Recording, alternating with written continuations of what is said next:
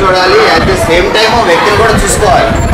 ఖచ్చితంగా పర్సన్ ఇవాళ ఎట్లా ఉందంటే ఒక సీనియర్ ఒక జూనియర్ ఒక నియోజకవర్గంలో నుంచి వాళ్ళిద్దరు ప్రచారానికి వెళ్తే ఏమి నన్ను 3 సార్లు 4 సార్లు గెలిపించారు నేను సీనియర్లు, నాకు బాగా ఫుల్ అయిపోయింది, నేను అంతా తినేసాను, పట్టణం ఉండిపోయింది, ఈ తినే ఓపిక లేదు అని చెప్తాడు ఆయన.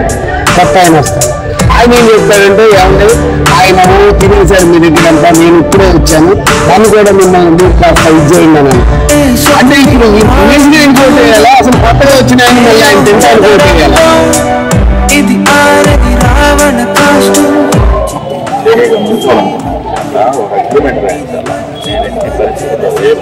కూడా పార్టీ మారను, మారితే నా సభ్యత్వం క్యాన్సిల్ అయిపోవాలి, మళ్ళీ వాడు మళ్ళీ కాంటెస్ట్ చేసేటట్టుగా ఉండాలన్నమాట. పార్టీ మార్చేటట్టయితే నువ్వు ఫస్ట్ చెప్పింది వాడు కరెక్ట్ చేయట్లేదని చెప్పి తర్వాత నువ్వు వెళ్ళి అందులో చేయాలి.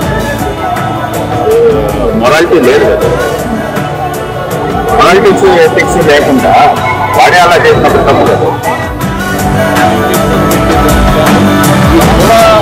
అనేటటువంటి ప్రాధాన్యత పోనంత కాలం, ఈ డబ్బు అనేది ప్రాధాన్యత పోనంత కాలం, ఎలక్షన్ కమిషన్ నిర్దిష్టమైన చర్యలు తీసుకున్నంత కాలం, ఇది ఎన్ని చేసినా కానీ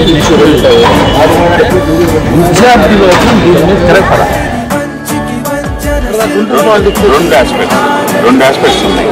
ఒకటి ఇది యూజ్ చేసి పాలిటిక్స్ రన్ చేసేవాళ్ళు, రెండోది ఇది యూజ్ చేసి పాలిటిక్స్ రన్ చేసేవాళ్ళు. ఇది యూజ్ చేసి పాలిటిక్స్ రన్ చేసేవాళ్ళు ఇప్పుడు వెళ్తున్నారు. అంటే ఈ రోజు నా వాటర్ డబ్బు వెళ్తుందో వాళ్ళకి తెలుసు. ఎలక్షన్ కమిషన్ డబ్బును నిర్వహించడం అలా జరుగుతుందో.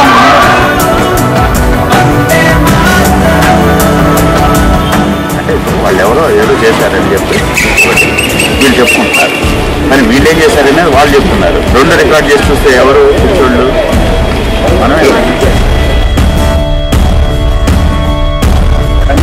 రియల్గా మోటివేషన్ లేకపోతే వాళ్ళని వచ్చే దాంట్లో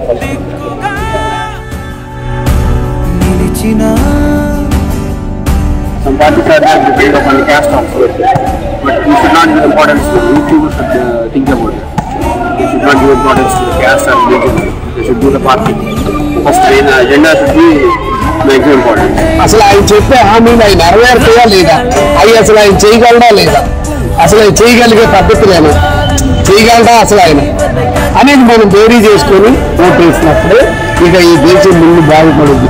ఏదో ఇంత ఇది తీసుకురావాలనుకుని కొద్దిగా గొప్ప మనం ఇది చేయగలిగిన పరిస్థితి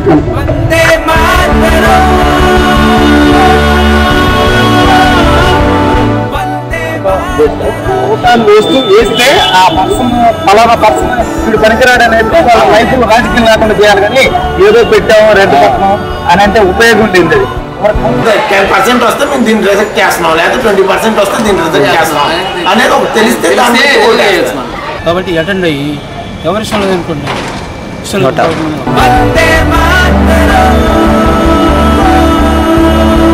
సబ్జెక్ట్ వేస్తున్నాడు, ఏ నాయకుడు అని సబ్జెక్ట్ చేయడం అడుగుతున్నాడు.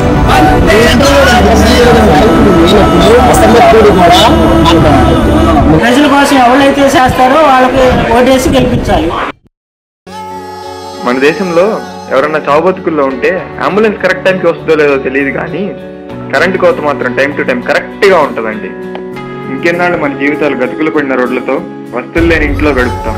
ఇంకెన్నాళ్ళు మన ఓటును అమ్మడం ఆపుదాం, ఇప్పటికైనా మారదాం. మన ఓటు మన హక్కు, ఓటు హక్కును వినియోగించుకుందాం, మన తలరాతని మార్చుకుందాం.